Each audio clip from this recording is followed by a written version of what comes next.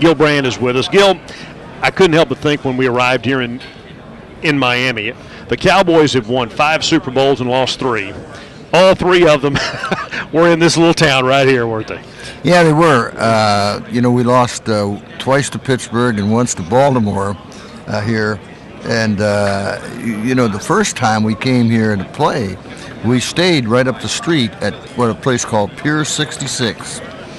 And the media day, which will take place tomorrow, at Pier 66, we had 15 writers there, and we did it around the pool.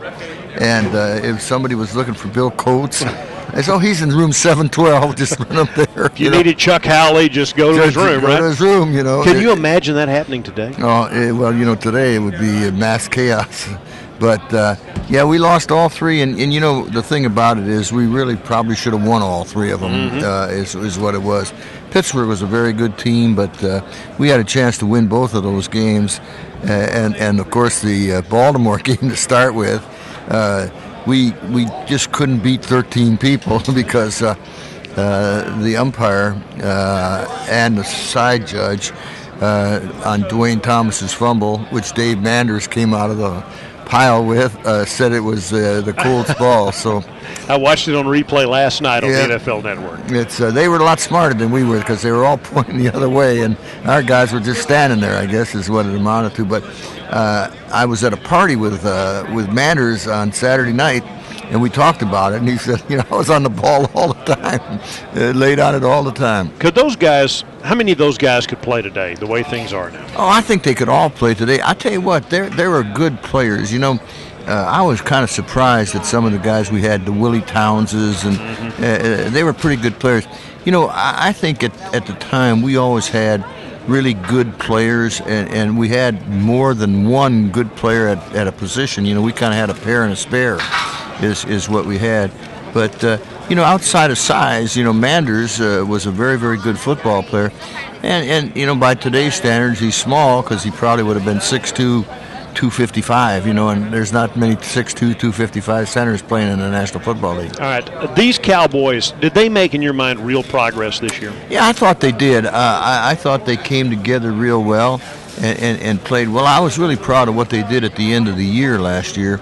I think that from being around Coach Landry, he always felt that the last 3 or 4 games of the season were really the most important, and to go into the playoffs winning, is what it is. And if you remember, when we would play, it was a little different, the rules, because it didn't make any difference whether you had the best record or not.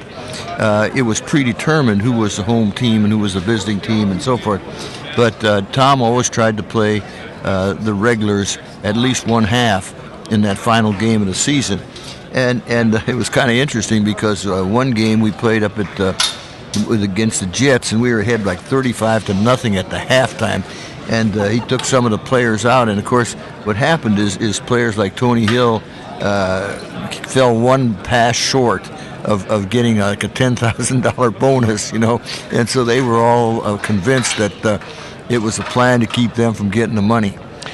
People criticize Wade Phillips at times for not being an emotional guy on the sidelines.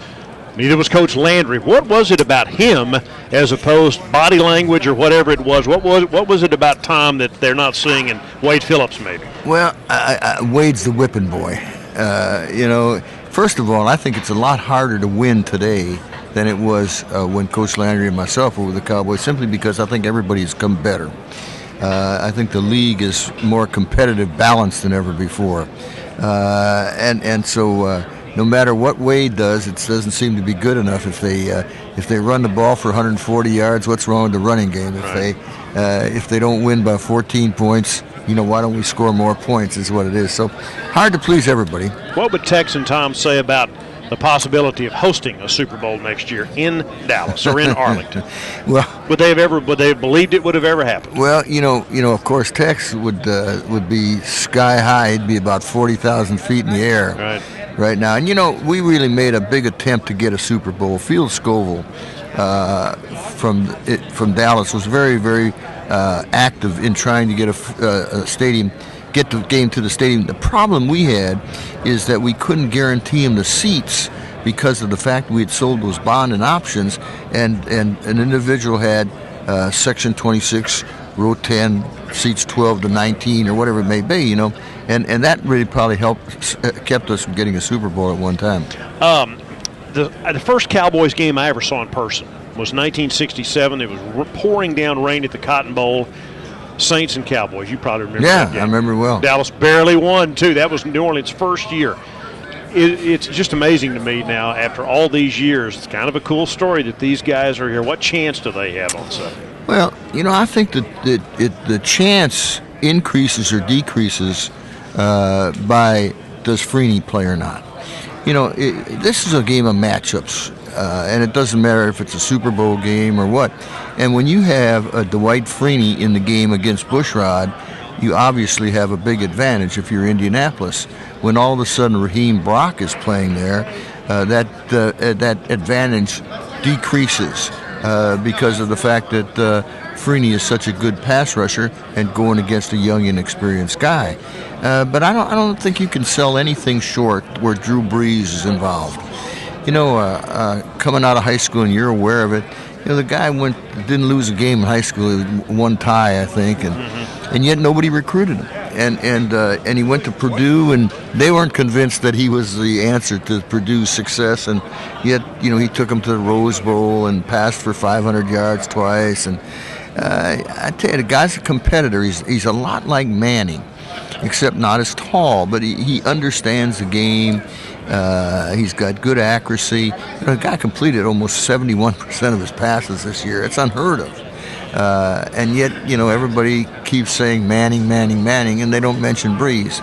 But I do think that, you know, Brees will do well for him in this game. Looking at these two teams, they don't appear to be appreciably better than the Dallas Cowboys. In your mind, are the Cowboys on par with the best teams in the league right now? I think that the 12 teams that went into the Dash for Cash, as I like to call it, this year could have won, could have be in the Super Bowl. And, you know, Green Bay, I think a lot of people thought that they were one of the better teams, myself included. And you know, they get beat on a defensive touchdown. Unheard of, you know, is after an offensive game like that. And you know, Minnesota really played well against the Cowboys. I think it's very hard to play really well 2 weeks in a row, and especially when you have to go on the road to do it. And they went on the road and got beat. And then, of course, if you don't get a 12-man on the field penalty, maybe Minnesota's here today instead of New Orleans is what it amounts to. And you know the Jets were a formidable opponent all year long and played extremely well. Manning had a great game against them. So there's a lot of good players. I think we saw it last night at the Pro Bowl. We had 19 replacements or whatever it is, plus the 14 that from both teams, and yet we had a great game by a bunch of really good players. Finally, your favorite Dallas Cowboys Super Bowl memory. You're part of 5 of them. Any one thing that stands out to you? Well, I think the one thing that stands out, you know, I kind of classify them by where I'm at. And, you know, you talked about being down here in Miami, and the first time we played Pittsburgh, the second time down here. Super Bowl 13. Great game, too. Yes, it was. We got lost going to the game from the hotel.